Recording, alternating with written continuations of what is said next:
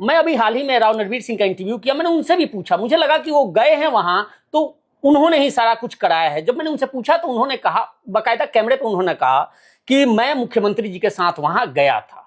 मैंने कहा कि आप लेकर गए थे, आपने दिलाया? तो उन्होंने कहा कि नहीं, मैं मुख्यमंत्री जी के साथ गया था, मैं मुख्यमंत्री जी से कहा था। लेकिन आज जब मैं नीचे वहां के जो सरपंच हैं, जो जिनके नेतृत्व में सरपंच प्रतिनिधि, उनसे इनका इंटरव्यू मैंने किया भी था, आज उन्होंने एक बात कही कि जो मेडिकल कॉलेज आयुर्वेदिक का मिला है वो सुधा यादव के बदौलत मिला है। ये आपने रचना कैसे रच दिया? चूंकि आप तो गए नहीं वहां पे, आपने सियासी तौर पे राव इंद्रजीत सिंह को मात दे दी। ये पत्रकारिता की भाषा है। आप आंखें मत तरे, रोमांस सच्चाई है कि उनके खिलाफ धरना, वो लोकसभा के सांसद, केंद्र में अभी वो राज्य मंत्री, और आप गई और वहां गुणागणित करके एक तीर से दो निशाना साध दिया। पंचग्राम योजना को लेकर राव इंद्रजीत सिंह ने साफ कह दिया कि मोदी तक जाने की जरूरत पड़ी तो जाएंगे, लेकिन इसे बनने नहीं देंगे। इतना लंबा समय राजनीतिक जीवन आपका रहा और आप इस इलाके के चुने हुए प्रतिनिधि रहे, आप सदैव मंत्री भी रहे, और आज आकर के आप सार्वजनिक ये कहने लग जाए कि इस इलाके में कुछ भी नहीं है, तो भाई इसका दोषी कौन है? ये तो एक बार विचार करें। चीफ मिनिस्टर ने घोषणा किया, हालांकि सीएम साहब सर्वे सर्वा होते हैं। उस वक्त राव इंद्रजीत सिंह या उनकी सुपुत्री, जिनका मेडिकल महकमा भी है, स्वास्थ्य महकमा है, वो वहां मौजूद नहीं थी। तो क्या सीएम साहब जो वहां घोषणा करके गए, आपको लगता है कि पूरा हो जाएगा? ये लोग अड़ंगा नहीं डालेंगे? ये पार्षद रोजाना क्यों कभी दो आते हैं, अभी भी एक दो बैठे हुए हैं यहाँ पे। सीनियर डिप्टी मेयर का चुनाव कैंसिल हुआ, आपने तो कैंसिल नहीं करवा दिया फिर दोबारा? राजनीति के अंदर भाषा मर्यादित होना आवश्यक है। अपनी मर्यादाओं का हमको ख्याल रखना चाहिए। नमस्कार, मैं हूं सुशील कुमार और आप देख रहे हैं पकड़ू.com। हमारे साथ बीजेपी संसदीय बोर्ड की सदस्य हैं सुधा यादव जी, और आज बड़े गदगद है, बहुत लड्डू मिठाई आज खा रही थी। स्वागत है मैम आपका। धन्यवाद जी, बहुत बहुत धन्यवाद। बहुत मिठाई खाया आज, शुगर बढ़ गया होगा। देखिए, खुशी के अंदर खाई हुई मिठाई जल्दी पच जाती है, इसलिए शुगर नहीं बढ़ाती है। अच्छा, ये मिठाई दो चीजों की खा रहे थे आप, बंगाल और अहिरवाल के प्रति अपना फर्ज निभाना, दोनों का था मिठाई? देखिए, बंगाल की तो खुशी है, बंगाल की तो मैं खिला रही थी, और वो रामगढ़ भगवानपुर की पंचायत मुझे खिला रही थी। सही कह रहे हो आप। मैं उनका खा रही थी, क्योंकि मैंने उनको सलाह दी थी कि भाई ये तुम धरना वरना जो करने लग रहे हो, इसका एक ही समाधान निकल सकता है कि तुम इसको आयुर्वेदिक मेडिकल कॉलेज की तरफ मुड़ जाओ, तुम्हारा भी काम बन जाएगा और सांप भी मर जाएगा, लाठी भी नहीं टूटेगी, मुख्यमंत्री जी इस काम को कर भी पाएंगे, इलाके का भी भला हो जाएगा। एक बार मैं दर्शकों को समझा दूं, एक्चुअली मैं उस धरना पे गया था। मैं उनकी मेडिकल कॉलेज की मांग थी, राव साहब के खिलाफ, राव इंद्रजीत के खिलाफ पूरा गुस्सा था। मैं उस प्रदर्शन में गया था। मैं अभी हाल ही में राव नरवीर सिंह का इंटरव्यू किया, मैंने उनसे भी पूछा, मुझे लगा कि वो गए हैं वहां तो उन्होंने ही सारा कुछ कराया है। जब मैंने उनसे पूछा तो उन्होंने कहा, बाकायदा कैमरे पे उन्होंने कहा कि मैं मुख्यमंत्री जी के साथ वहां गया था। मैंने कहा कि आप लेकर गए थे, आपने दिलाया? तो उन्होंने कहा कि नहीं, मैं मुख्यमंत्री जी के साथ गया था, मैं मुख्यमंत्री से कहा था। लेकिन आज जब मैं नीचे वहां के जो सरपंच हैं, जो जिनके नेतृत्व में सरपंच प्रतिनिधि, उनसे इनका इंटरव्यू मैंने किया भी था, आज उन्होंने एक बात कही कि जो मेडिकल कॉलेज आयुर्वेदिक का मिला है वो सुधा यादव के बदौलत मिला है। ये आपने रचना कैसे रच दिया? चूंकि आप तो गए नहीं वहां पे। देखिए, मेरा कभी जाना नहीं हुआ और ना कभी उनका आना भी हुआ। लेकिन अपने इलाके के अंदर एक धरना प्रदर्शन चल रहा था, तो मुझे लगता था इसका समाधान निकालना चाहिए। तो विचार करते करते 3-4 महीने पहले मैंने मुख्यमंत्री जी से कहा कि बड़ा शांत इलाका है, अगर ये धरना कर रहा है तो उसका समाधान निकालना चाहिए। तो उन्होंने कहा क्या समाधान निकाले, अब ये तो तलवार सी तन गई है। मैंने कहा इनको आयुर्वेदिक मेडिकल कॉलेज दे दो, उस इलाके में है भी नहीं, वो दे दो। बोले मान जाएंगे? मैं कहा बात करनी पड़ेगी और मनाना पड़ेगा। बात करते हैं तो मना लेंगे। बात आई गई हो गई, इस बात पे कोई विषय आया नहीं। अब वो पंचायत मुझे निमंत्रण देने के लिए आई थी, किसी और कार्यक्रम के लिए जी। तो बात करने लगी कि बहन जी 300 से ऊपर दिन हो गए, ये हो गया। तो मैंने कहा भाई मेरे पास एक सुझाव है कि अगर आप आयुर्वेदिक मेडिकल कॉलेज की दिशा में आगे बढ़ते हैं तो ये समाधान निकल सकता है। उनका मुख्यमंत्री जी मान जाएंगे? मैंने कहा मेरी एक प्रिलिमिनरी टॉक उनके साथ हो चुकी है, लेकिन क्योंकि आप लोगों से बात नहीं हुई थी तो मैंने विषय आगे बढ़ाया नहीं, और मुझे लगता है कि ये समाधान भी होगा और वो मान भी जाएंगे। तो उन्होंने कहा जी हम अपनी पंचायत में जाके बात कर लेते हैं। उन्होंने बात वगैरह करी। मैं 2-3 बाद वहाँ गांव में कार्यक्रम में गई तो मिलने के लिए आए।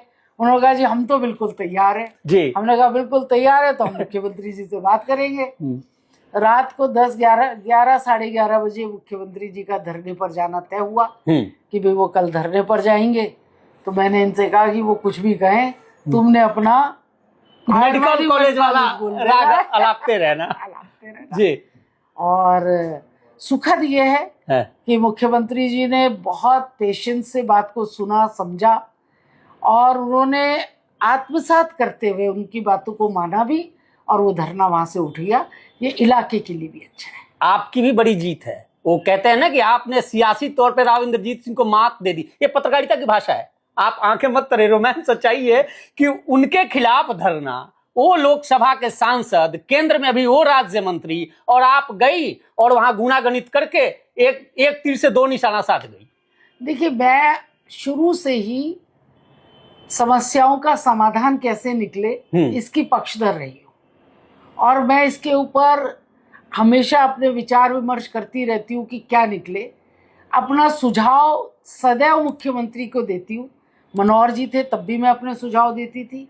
मानना ना मानना और उसकी फिजिबिलिटी होना ना होना या वो काम सिरे चढ़ेगा या नहीं चढ़ेगा, ये सीएमओ का काम है। लेकिन हमारे इलाके के अंदर अच्छे काम हो, अच्छी बातें हो, इसका सुझाव देना हमारा फर्ज है, जो मैं सदैव करती आई हूँ। उसी रूटीन में मैंने ये बात कही और गांव वालों को ये बात अच्छी लगी। एक और कहानी शुरू हो गई है पंचग्राम योजना को लेकर। राव इंद्रजीत सिंह ने साफ कह दिया कि मोदी तक जाने की जरूरत पड़ी तो जाएंगे, लेकिन इसे बनने नहीं देंगे। सरकारी योजना है और खुद अहिरवाल आपका है। मुझे लग रहा है कि उस वक्त से अहिरवाल के आप मसीहा हो जिस वक्त भारतीय जनता पार्टी का यहाँ कोई बड़ा नेता नहीं, चेहरा नहीं होता था। देखिए, 2 बातें उन्होंने कही है एक साथ कि हम इसे बनने नहीं देंगे, और दूसरा उन्होंने कहा कि रेवाड़ी में बिजली नहीं, पानी नहीं, सड़क नहीं, व्यवस्था नहीं। तो मुझे लगता है कि ऐसे समय में उनको अपने गिरेबान में झांकना चाहिए कि इतना लंबा समय राजनीतिक जीवन आपका रहा और आप इस इलाके के चुने हुए प्रतिनिधि रहे, आप सदैव मंत्री भी रहे, और आज आकर के आप सार्वजनिक ये कहने लग जाए कि इस इलाके में कुछ भी नहीं है, तो भाई इसका दोषी कौन है, ये तो एक बार विचार करना पड़ेगा। दूसरा मेरा ये मानना है कि जो योजनाएं सरकार की आती हैं, पहले उन योजनाओं का गहराई से अध्ययन करना चाहिए, उसके प्रोज एंड कॉन्स देखने चाहिए। हाँ, इस बात से मैं सहमत हूँ कि ये नई योजना आने से पहले गुड़गांव की स्थिति को सुधारना उससे भी ज्यादा इम्पोर्टेंट है। गुड़गांव को वाकई वैश्विक स्तर पर जो पहचान मिली थी, उस स्तर पर इसका डेवलपमेंट हो, इसकी आवश्यकता है। एक और मुझे मेरा एज ए रिपोर्टर दर्शक हुई कि जो चीफ मिनिस्टर ने घोषणा की, हालांकि सीएम साहब सर्वे सर्वा होते हैं, उस वक्त राव इंद्रजीत सिंह या उनकी सुपुत्री जिनका मेडिकल महकमा भी है, स्वास्थ्य महकमा है, वो वहां मौजूद नहीं थी। तो क्या सीएम साहब जो वहां घोषणा करके गए, आपको लगता है कि पूरा हो जाएगा, ये लोग अड़ंगा नहीं डालेंगे? नहीं, देखिए, उनका होना ना होना एक अलग विषय होता है। मुख्यमंत्री है, मुख्यमंत्री ने उनकी दुख दर्द को समझा और समझ करके उन्होंने एक निर्णय लिया है, और हम विकास में अड़ंगा डालें इसका कोई औचित्य बनता नहीं है। डालेंगे तो इलाका भी देखेगा।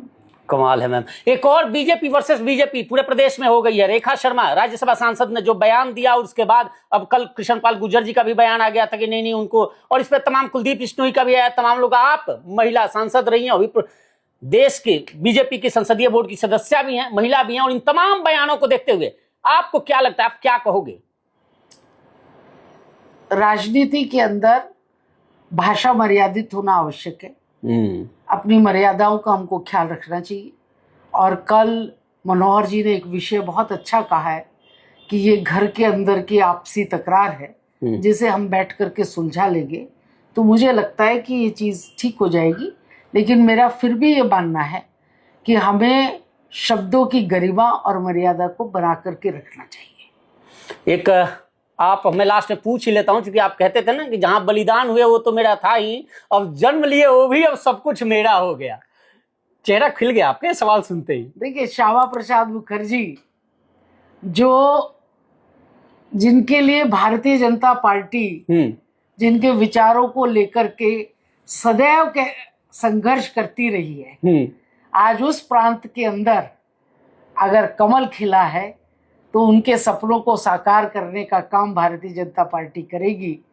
और निश्चित ही अगर मुखर्जी जी ऊपर से देख रहे होंगे तो वो भी मंद मंद मुस्कुरा रहे होंगे क्या कि आज यहाँ कमल खिल गया। एक चीज अब बता दो मैम कि आप अभी कुछ सदस्य हो, ठीक है, सेंट्रल लेवल की राजनीति कर रहे हो, ये पार्षद रोजाना क्यों कभी 2 आते हैं, अभी भी 1-2 बैठे हुए हैं यहाँ पे। सीनियर डिप्टी मेयर का चुनाव कैंसिल हुआ, आपने तो कैंसिल नहीं करवा दिया फिर दोबारा? नहीं, ऐसा कोई बात नहीं है, वो तो विषय चलते रहते हैं ये सब। और मैं तो देखिए सबसे मिलती हूँ, मैं तो जो निर्दलीय पार्षद है उनसे भी मिलती हूँ, इनसे भी मिलती हूँ, और हमारा फर्ज है। नहीं, कोई कह रहा था, मैं खबर चला रहा था कि खेमेबाजी में राव इंद्रजीत राव नरवीर देख ने मुझे फोन करके कहा कि भैया सुधा यादव को क्यों भूल गए, और मैं आया तो देख रहा हूँ कि कुछ पार्षद भी बैठे हुए हैं आपको। नहीं, ये सब चीजें चलती रहती है। चुनाव होगा, इंतजार करिए। कैसा होगा सीनियर डिप्टी मेयर, कैसा होगा इस बार? भारतीय जनता पार्टी का होगा। वो तो बीजेपी का चूंकि होगा, लेकिन आपको लगता है कि चुनाव होगा? अगर ढंग के प्रत्याशी नहीं आए तो लोग अपना चुनाव कर सकते हैं, करेंगे? मुझे नहीं लगता कि कोई चुनाव करेगा, और मुझे लगता है सहमति से होगा। तो प्रत्याशी सिलेक्शन में सबकी चलेगी या किसी इंडिविजुअल की चलेगी? नहीं, इंडिविजुअल की नहीं चलेगी, कलेक्टिव निर्णय होगा, और कलेक्टिव निर्णय के अंदर इस बार सहमति बनेगी, ऐसा मेरा मानना है। लास्ट सवाल मैम, काफी महिलाएं, चूंकि काफी लोगों ने आज मिठाई खिलाया, यहाँ बड़े गदगद थे, आप भी खुश थी, महिलाएं भी बहुत धरना पे बैठी थी।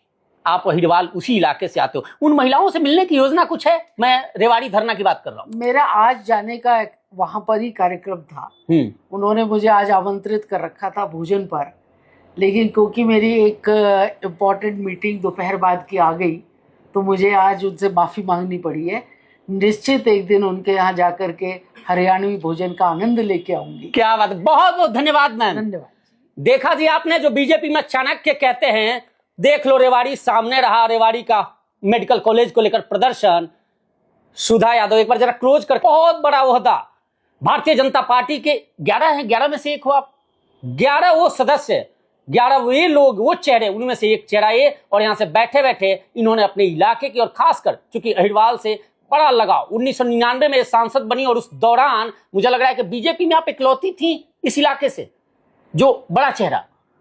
आज तो तमाम लोग आ गए। स्वाभाविक है कि मुझसे पहले भारतीय जनता पार्टी की टिकट पर कर्नल राम सिंह एक चुनाव जीते थे 96 का, लेकिन वो भी कांग्रेस से आए थे, तो मैं पहली यादव महिला थी भारतीय जनता पार्टी की टिकट पर चुनाव जीतने वाली।